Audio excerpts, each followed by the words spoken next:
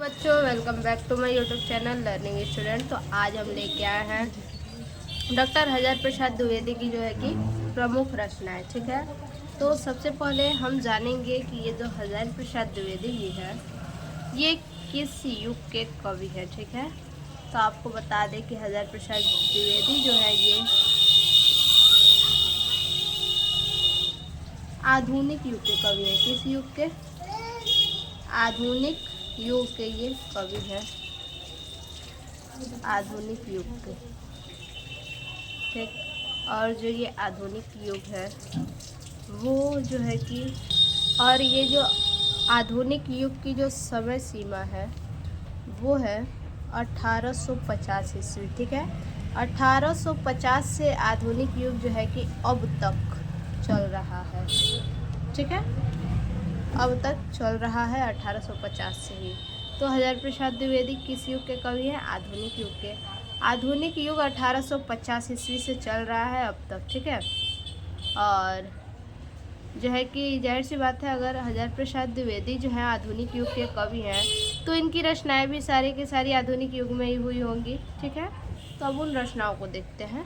चलिए देखते हैं। देखिए, सबसे पहले हम क्या देखेंगे? निबंध देखेंगे। कौन कौन से निबंध है? देखिए, निबंध में जो है कि हजारी प्रसाद द्विवेदी के प्रमुख निबंध आपको बताए जाएंगे, जिनमें से पहला निबंध होगा अशोक के फूल। ठीक है, पहला निबंध होगा आपका अशोक के फूल।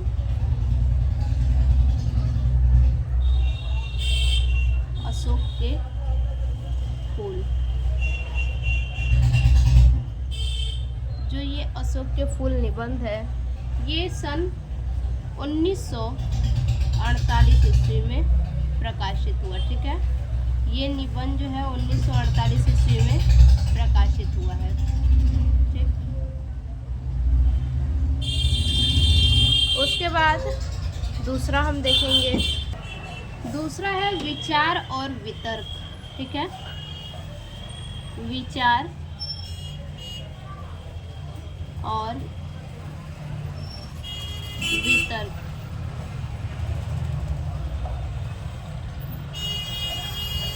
ये जो है 1954 ईस्वी में प्रकाशित हुआ। ठीक है, कितने में? 1954 ईस्वी में प्रकाशित हुआ।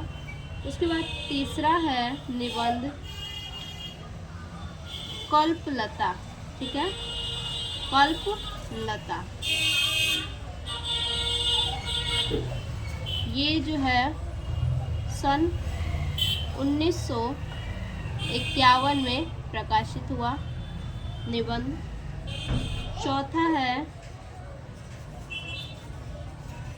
आलोक पर्व। ठीक है, चौथा है आलोक पर्व, और ये निबंध जो है सन 1972 ईस्वी में प्रकाशित हुआ। उसके बाद पांचवा जो है लास्ट, वो है फुटज। ये निबंध जो है सन 1964 ईस्वी में, ठीक है, प्रकाशित हुआ। तो ये 5 जो है कि महत्वपूर्ण निबंध है, जो कि सन भी हमने बता दिए कि कब ये प्रकाशित हुआ। ठीक है, अब इसके बाद निबंध के बाद देखते हैं आगे उपन्यास। देखिए, इसके आगे हम देखेंगे उपन्यास। ठीक है, कौन कौन से उपन्यास महत्वपूर्ण है, अब उपन्यास को देखते हैं। तो देखिए, पहला उपन्यास होगा हमारा चारुचंद्र लेख। ठीक, क्या होगा? चारुचंद्र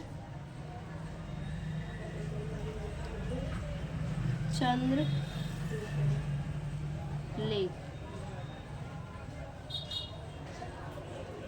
ये जो उपन्यास है वो 1963 ईस्वी में प्रकाशित हुआ। ठीक है, उसके बाद दूसरा उपन्यास हमारा है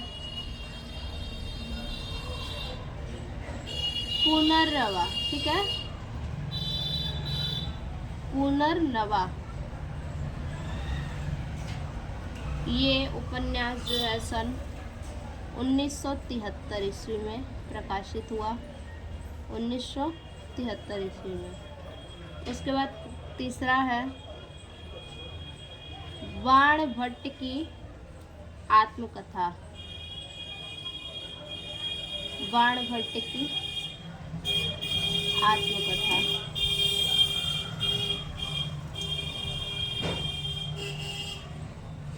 और ये जो उपन्यास है ये सन 1947 ईस्वी में प्रकाशित हुई। उसके बाद चौथा जो है उपन्यास वो है चौथा और आखिरी अनाम दास का पोथा। अनाम दास का पोथा। ये 4 महत्वपूर्ण उपन्यास है और इसका प्रकाशन 1947 ईस्वी में हुआ। ठीक है, तो ये 4 हो गए जो है कि महत्वपूर्ण उपन्यास। देखिए उपन्यास हो गया। अब इसके बाद देखेंगे आलोचना। ठीक है, आलोचन कौन कौन से है, महत्वपूर्ण आलोचन को जानेंगे। पहला आलोचन है सूर साहित्य। ठीक है, सूर साहित्य।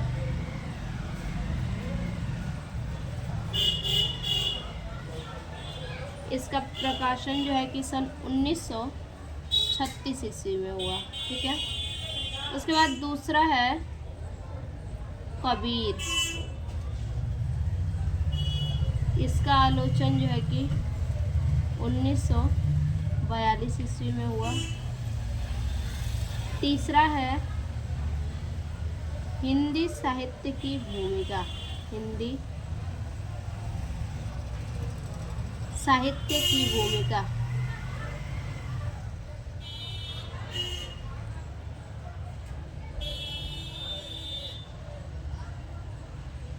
हिंदी साहित्य की भूमिका। इसका प्रकाशन 1940 ईस्वी में हुआ। ठीक, उसके बाद अगला है साहित्य सहचर। साहित्य सहचर।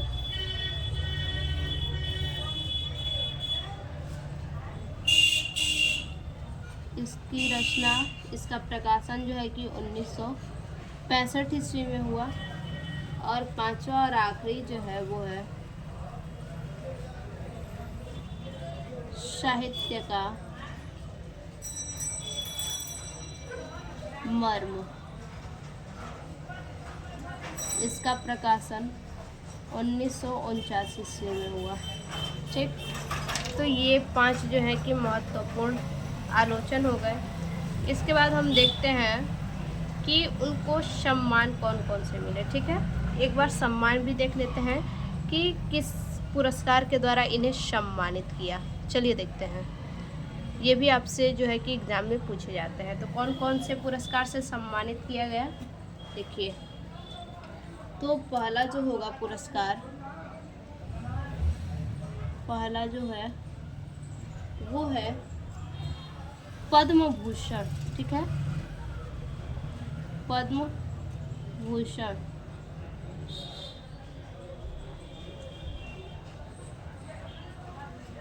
पद्म भूषण पुरस्कार।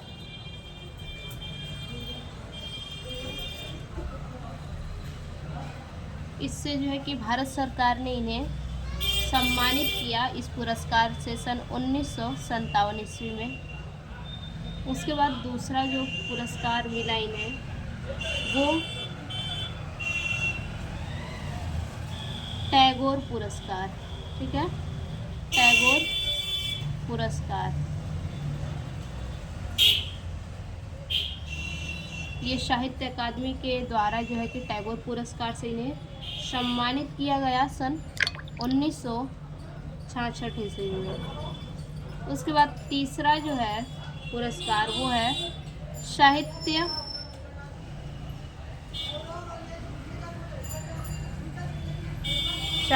अकादमी पुरस्कार। ठीक है, साहित्य अकादमी पुरस्कार। इस पुरस्कार के द्वारा जो है कि इन्हें सन 1973 ईस्वी में 1973 ईस्वी में इन्हें सम्मानित किया गया। ठीक है, तो यही 3 महत्वपूर्ण जो पुरस्कार है। ठीक है, तो इसको आप अच्छे से पढ़ लीजिएगा, याद कर लीजिएगा। फिर से मिलते हैं ऐसे एक और नए वीडियो में, तब तक के लिए धन्यवाद।